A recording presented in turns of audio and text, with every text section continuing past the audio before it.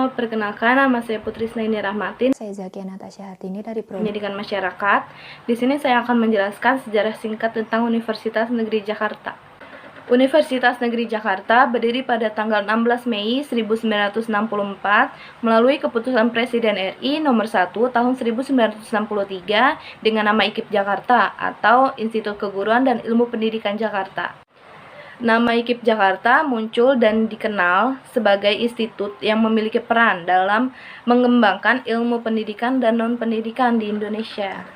Nama IKIP Jakarta muncul sebagai hasil integrasi dari lembaga pendidikan guru pada saat itu, di mana FKIP UI dan LPG pada saat itu diintegrasikan menjadi nama IKIP Jakarta.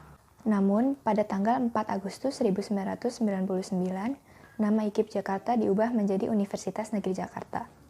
Walaupun namanya diubah menjadi Universitas Negeri Jakarta, tanggal 16 Mei tetap diperingati sebagai hari jadi IKIP Jakarta yang merupakan cikal bakal Universitas Negeri Jakarta. Halo, saya Selina Astarida dari Prodi Pendidikan Masyarakat.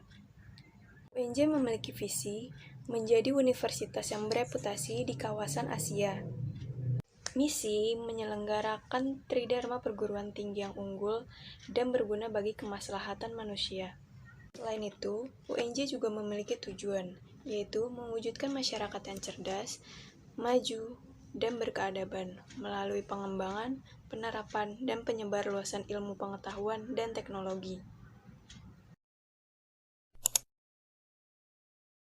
Halo semuanya, aku Nahla dari Prodi Pendidikan Masyarakat ingin menjelaskan tentang makna logo UNJ. Yang pertama, ada api 3 lapis berwarna merah, melambangkan jiwa api akademik dan pendidikan menunaikan tridharma perguruan tinggi, serta berani membela kebenaran untuk mencapai cita-cita luhur. Yang kedua, sayap burung berwarna hijau, melambangkan semangat kuat Pancasila yang melandasi sikap dan perbuatan seluruh warga UNJ untuk berperan menunjukkan tujuan pembangunan nasional. Yang ketiga, buku berwarna putih, melambangkan kalau UNJ itu 3 sumber ilmu pengetahuan, seni, dan teknologi. Yang keempat, 5 teratai yang mekar dan melingkar,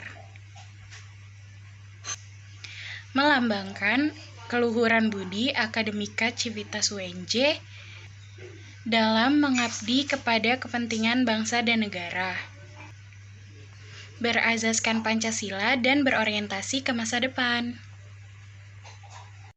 Terakhir, ada warna dasar kuning, itu melambangkan keluhuran budi.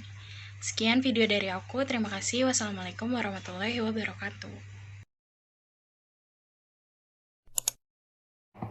Halo teman-teman, nama aku Francisca Desina Putri dari Program Studi Pendidikan Masyarakat.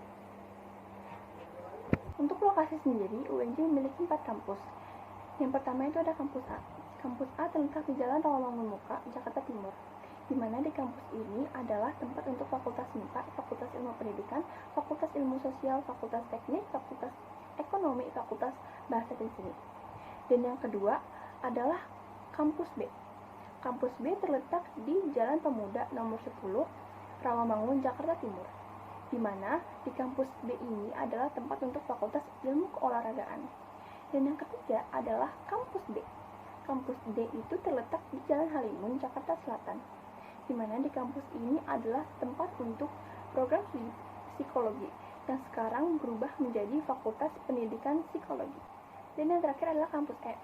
Kampus E terletak di Jalan Setiabudi, Jakarta Selatan, di mana di kampus ini adalah tempat untuk pendidikan guru sekolah dasar yang masih bagian dari Fakultas Ilmu Pendidikan.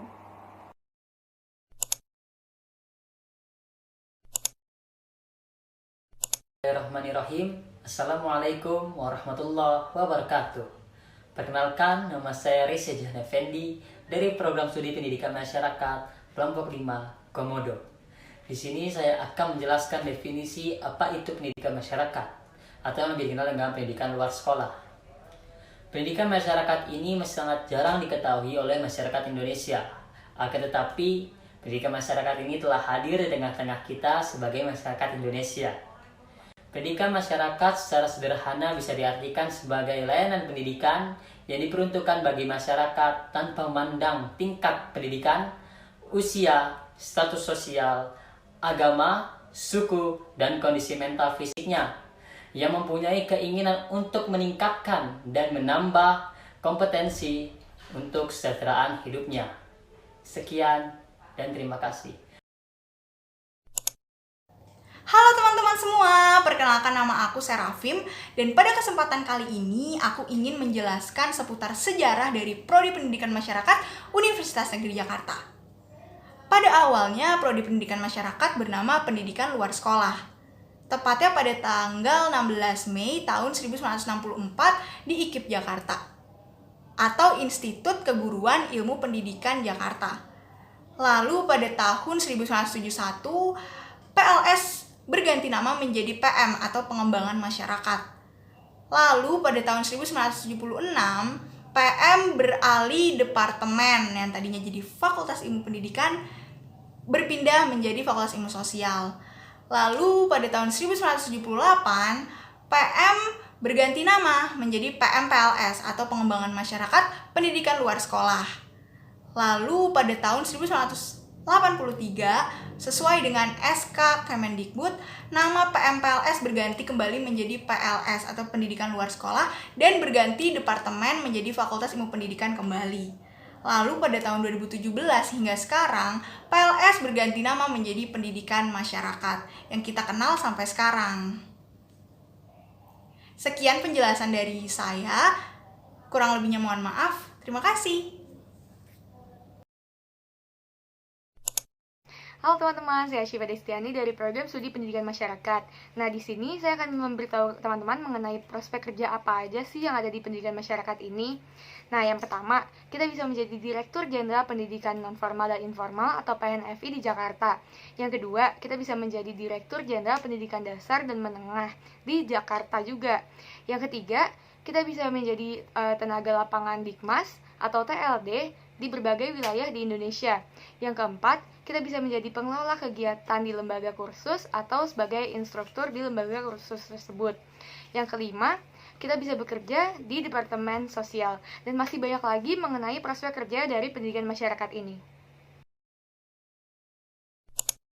Ruang lingkup pendidikan masyarakat dapat dilihat dari dua segi. Yang pertama, dari segi pelayanan, dan yang kedua, dari segi kelembagaan. Dari segi pelayanan, terhadap dua kelompok. Yang pertama berdasarkan usia, dan yang kedua berdasarkan jenis kelamin. Berdasarkan usia, dibagi lagi menjadi 3 klasifikasi. Yang pertama, usia persekolahan, yaitu fokus ke lembaga-lembaga yang menaungi pendidikan nonformal bagi anak-anak yang masih dalam jangka usia wajib pendidikan. Yang kedua, ada usia pendidikan dasar. Ini mengikuti aturan wajib sekolah di Indonesia. Contohnya, wajib sekolah 9 tahun bagi anak berusia 7 sampai 12 tahun atau bisa disebut juga paket A. Nah, yang ketiga adalah usia pendidikan menengah, yaitu untuk anak yang berusia 13 sampai 18 tahun atau bisa disebut juga paket B.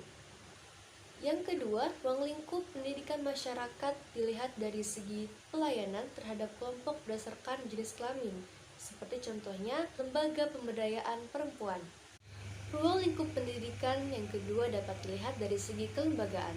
Menurut Undang-Undang Nomor 20 Tahun 2003 tentang Sistem Pendidikan Nasional, Pasal 26 Ayat 4 dikatakan bahwa satuan lembaga pendidikan non formal adalah lembaga pelatihan, lembaga kursus, kelompok belajar, pusat kegiatan belajar masyarakat, majelis taklim, dan kesemua lembaga itu dapat menyesuaikan modul belajarnya dengan kebutuhan masyarakat.